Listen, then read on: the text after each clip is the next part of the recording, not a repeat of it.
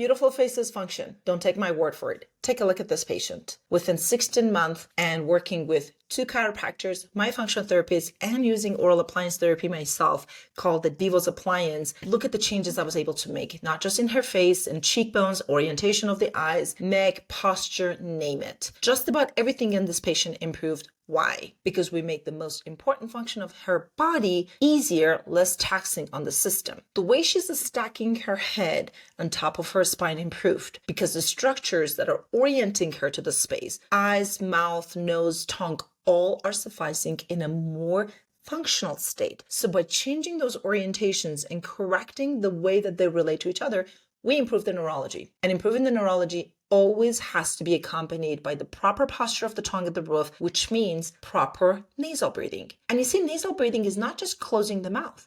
Look at the orientation of the pelvis and the diaphragm. That can create the compression needed for breathing. If the posture is not proper, no matter how much you tape your mouth, you still can't breathe properly. And that's a prime example of that. So if you're asking me a question, do I need to tape my mouth to breathe nasally? Does the pump work?